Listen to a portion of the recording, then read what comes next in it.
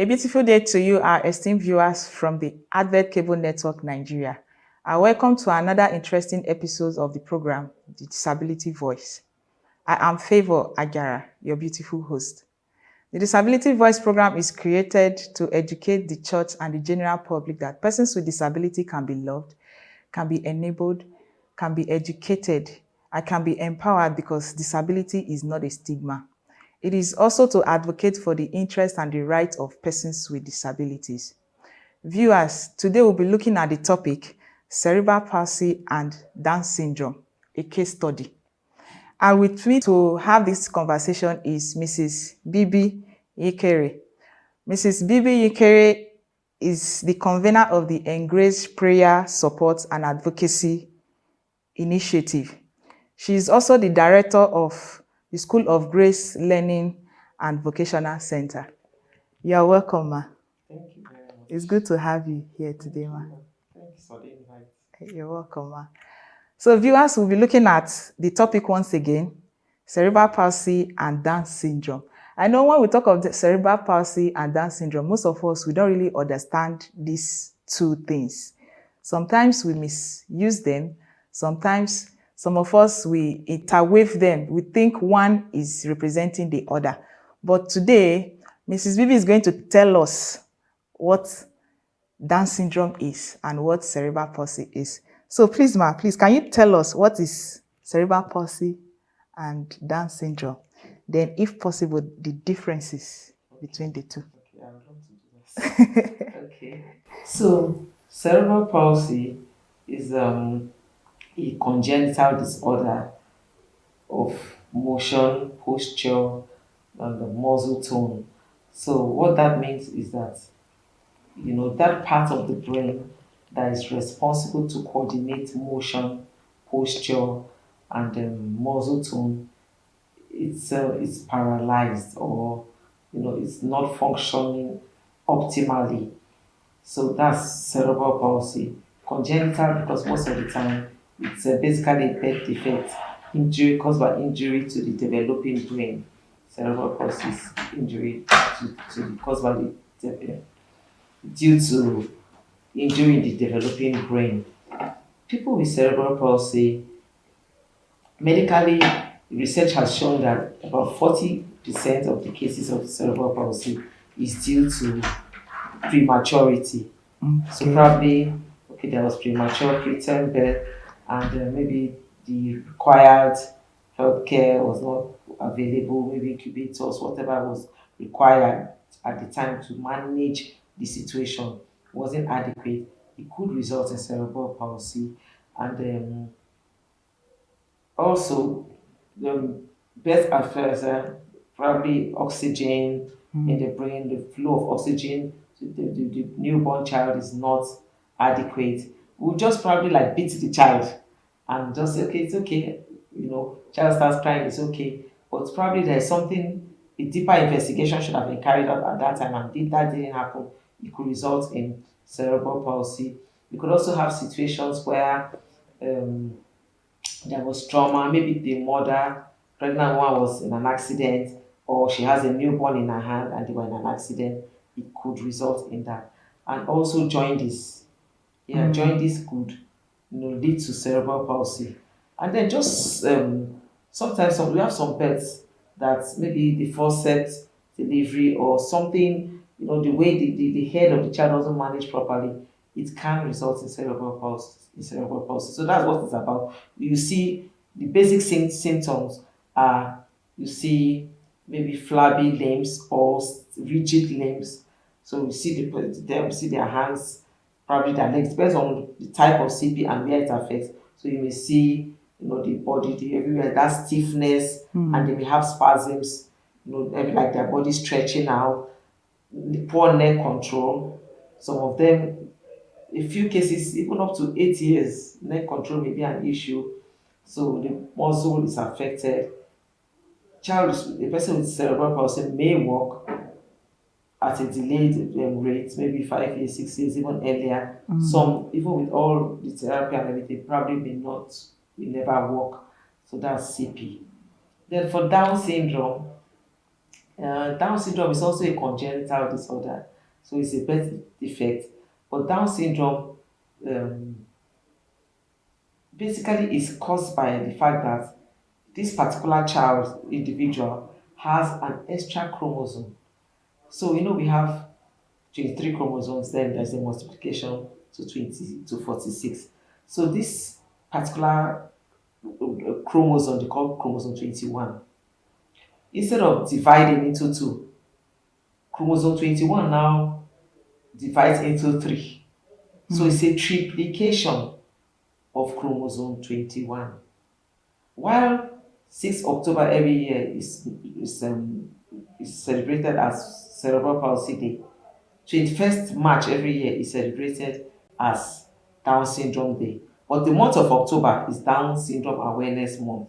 That's why we combined both.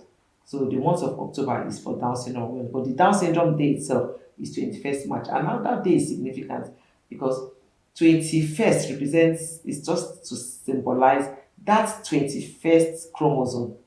And the March being the third month means, symbolizes the fact that that chromosome is, multiplies into three places. So you have it, instead of 46, you now have 47 chromosomes. So that extra chromosome is, what is responsible for the things, the features.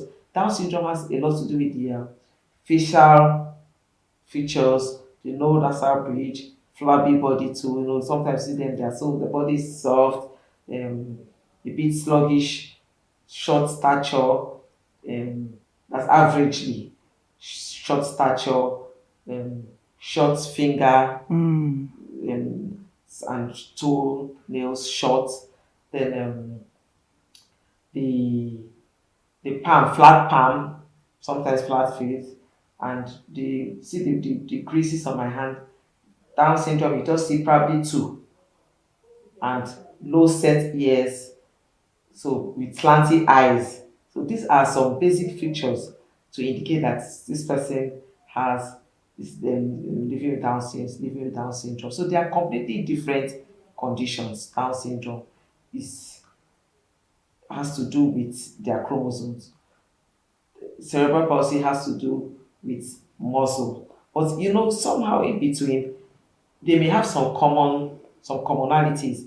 Like some people with Down syndrome, majorly Down syndrome, you see they have speech defects. They're not talking clearly, but speech is definitely delayed. People with cerebral palsy too, speech may be delayed. Some have speech, some don't have speech. But speech, is an issue between both of them. And then Down syndrome is an intellectual. There's in most cases there's intellectual disability. Down syndrome is an intellectual disability, but cerebral palsy is not. It's not. Like I have here, cerebral palsy is not an intellectual disability. Disability. People with that cerebral palsy can learn. Down syndrome, they can be slow learners, but people with cerebral palsy, I mean, they can be very fast. Yes, a few of them may have intellectual disability, but basically it's not an intellectual disability. Okay, thank you very much for that explanation. Now, I understand the fact that you are a mother of a child with special need, and if you don't mind, I don't know if you can share with us your personal experience. We're in a society where so many persons don't understand what disability is. So now I want to ask, have you ever faced any challenges raising up a child with special need? Yes, yes, I have, and I'll share, if you permit me to share. Yeah, my yeah, go experience. ahead, go ahead. Okay, because in our support group we have people with autism, cerebral palsy, Down syndrome, different conditions. So I'm a mother to all of them. Yes. So I'll start with my personal experience with my daughter. She lives with Down syndrome. I remember when she was probably 6 months old.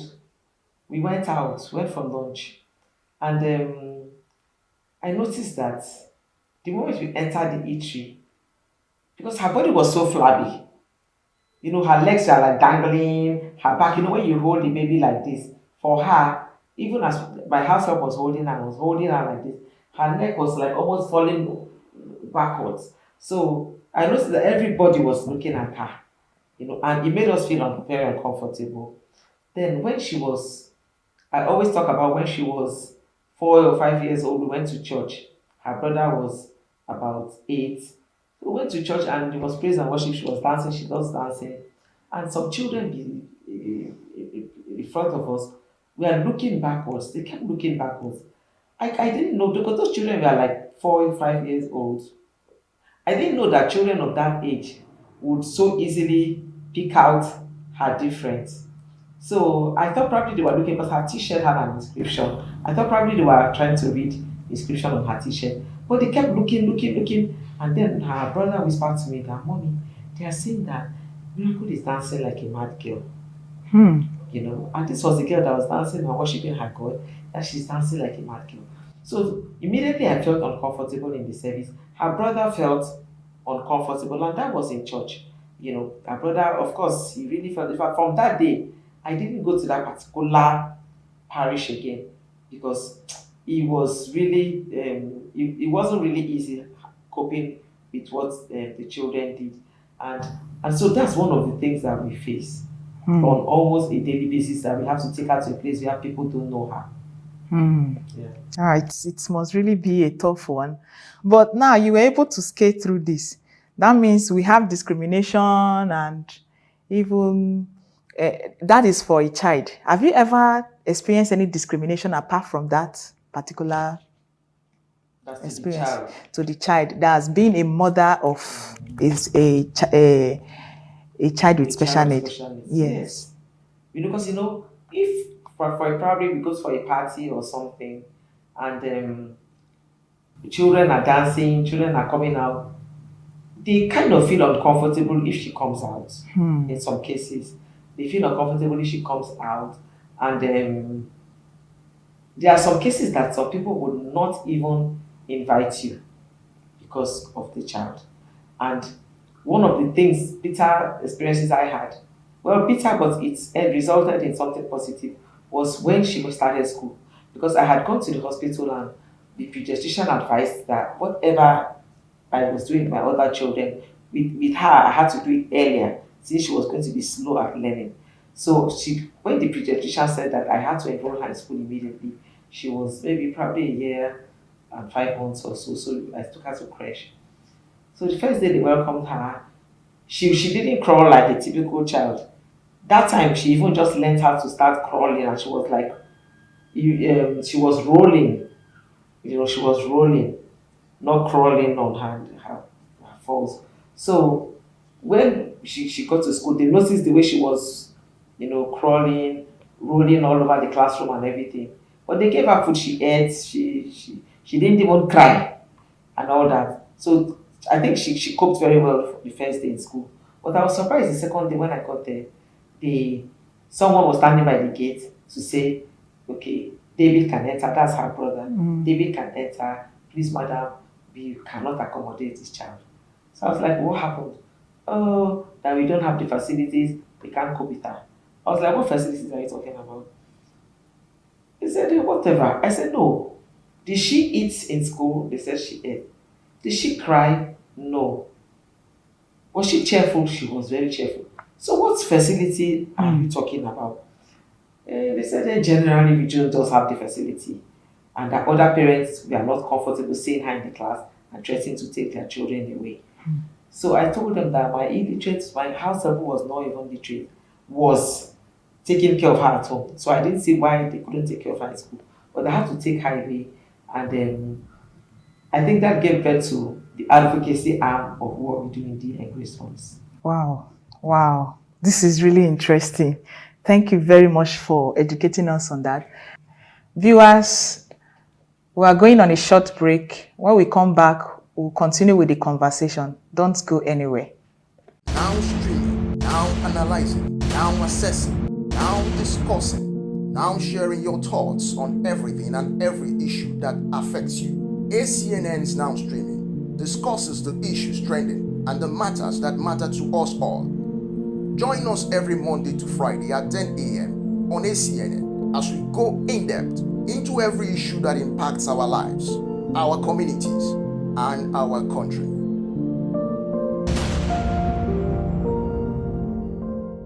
Welcome back, viewers. If you are just joining us, this is the program Disability Voice. And in today's edition, we are looking at cerebral palsy and the Down syndrome as a case study. And still with me in the studio is Mrs. Vivi Nyikere. Welcome once again, ma. So you told us of how you face discrimination, the challenges, even as a mother with special needs, not just one, just because you have a center, so it makes you have so many of them, which I'm so proud of.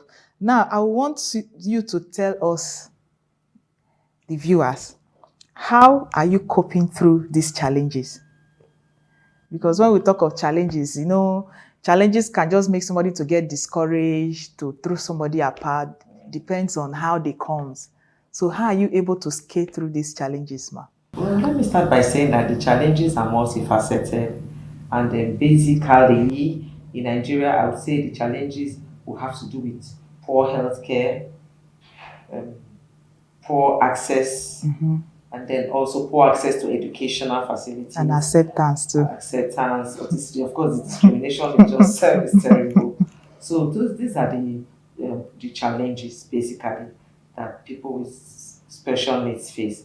I believe that medical intervention and educational intervention will make a world of difference. Like when you mentioned our name, you said prayer support. So we actually started as a prayer support group. And that was what we just felt at the time. Okay, I got some of my friends who were Christians. Okay, since we are Christians, and this thing in the Bible, we saw it and Jesus intervened. Okay, let's pray. But then we got to realize that beyond prayer, there are other things that could be done. Because pray and faith as much as we can, some of these cases have come to stay. Because there's something they call neurodiversity. Now, neurodiversity simply means that they are born different. Just like we have different plant species, different animal species, human beings too are different. People with cerebral palsy, for instance, are just a different community. People with Down syndrome are a different community. People with autism are a different community. It doesn't mean that they are any less human than others. So, because of the neurodiversity, they have challenges. People with these conditions have challenges with accessing healthcare, which is sometimes not there, very expensive. So these are the challenges we face. For my daughter, she worked at 2.5 years. At 2.5 years, you have to go through physiotherapy, occupational therapy at some point for her. But then we were lucky at 2.5 years she worked. For those with cerebral palsy, you may have to go through these therapies for maybe 10 years of the child's life, 15 years of the child's life, sometimes for life. Physiotherapy may be for life. And physiotherapy can cost probably 7,000 to 10,000 naira per session of an hour in Nigeria. That's a lot of money. So probably you would need 3 to 5 times in a week interventions. Yeah. So that is there. Speech therapy. My daughter, till today, she's undergoing speech therapy. Speech therapy costs fortunes. People with cerebral palsy, the same thing. Most of them need speech therapy. They even need occupational therapy because of their muscles. So ability to handle things like pencil, biro, even to handle spoon, may be kind of a Herculean task for them. So you may need to spend so much to even train your child to be able to handle small little things that we take others take for granted. So that's a challenge. People with CP may have seizures. Children with Down syndrome may have congenital heart disease. The surgery is in millions, probably 7 to 10 million or more. It makes most families turn into beggars. It makes us lose children born with these conditions. Children with cerebral palsy may have epileptic seizures. Some may have, even with Down syndrome, children with Down syndrome and people with CP may have visual challenges. They may have hearing challenges. All this will cost the family more. In terms of money and even just the general care of the child. So these are challenges. And then, most of all, is the educational aspect. Now, we have situations where most schools turn them out, they reject them completely.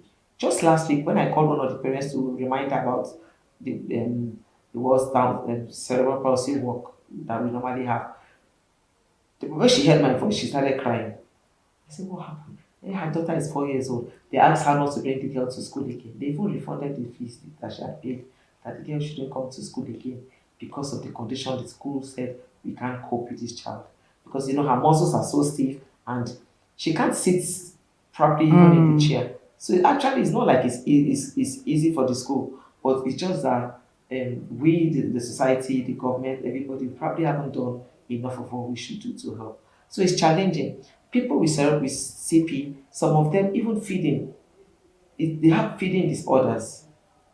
You can see a child of 8 years is still on fluids. Some of them you have to use a special tube, which cerebral palsy is the most expensive condition to manage. It's the most expensive condition to manage. And so with that, you can imagine what challenges parents will be going through. Yeah, I can imagine. I can imagine.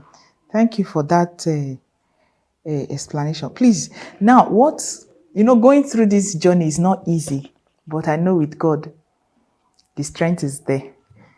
So I still want to ask, what inspires you to look beyond the challenges? And what advice will you give to parents of children with special needs out there? I'm inspired by the fact that the first time I tried to talk to some people about it, I saw their interest and I saw a change in their attitude towards me and my daughter. So each time we talk to people, there is acceptance. There's more. We went to a school to talk about this, and one of the little girls said, if I took children, the girl said, children with special needs, just love them like that. And we went to a rural school. So this boy could not really speak English, but he listened and listened and listened. Then suddenly he just said, as they born them, now so them, as they born you, now so them born them. So for me that's something that That's true. so I believe that it's making tremendous progress. Even in church and every other places that we go to, we see that there's more acceptance, there's more knowledge, people tend to care more, empathize more. Inclusion is not there yet at all, but gradually we are getting there. And I also have something here that says cerebral palsy is non-progressive. Cerebral palsy is non-progressive. It only gets worse when there's neglect. When the child or whoever it is does not get access to education, does not get access to healthcare. So we see that with advocacy, there was a time an organization supported us a bit in providing healthcare for our children, even though there were hitches. But things like that can actually help life become better for them. So it's encouraging. Although it's still a long way to go, but yeah. So we should keep pushing Yes, advocacy and more advocacy. Yeah. Thank you very much for educating us on this. We really appreciate you. Now, a few weeks ago, we celebrated the World Cerebral Palsy Day. Yes. And viewers, you can see the color is green. You can see our guests too wearing the same green. It's to create awareness on the World Cerebral Palsy Day. Now, what do you have to say to the viewers? I want to say that inclusion, if you can see the inscription on our t-shirts, we are saying we are inclusion enthusiasts. So we are excited about inclusion and we want inclusion in all spheres of life for people with cerebral palsy and other forms of disability. Thank you so much. We really appreciate you coming up for this program today, and we hope to have you in our other programs as time goes on. Thank you so much. Really appreciate you, ma. Viewers, you've had it all. Children with special needs are also children, and they have their own rights too, to whatsoever thing the society brings out. So give them the opportunity to get education, give them the opportunity to access the religious centers, opportunity to be among other children because they are also human beings too before their disability. With this, we'll come to the end of today's episodes of the program, Disability Voice. Until we come your way, same time, same station, remember, disability is everyone's business, and the word is leave no one behind. I remain Favor Ajara. Till we see you next time. Bye for now. you.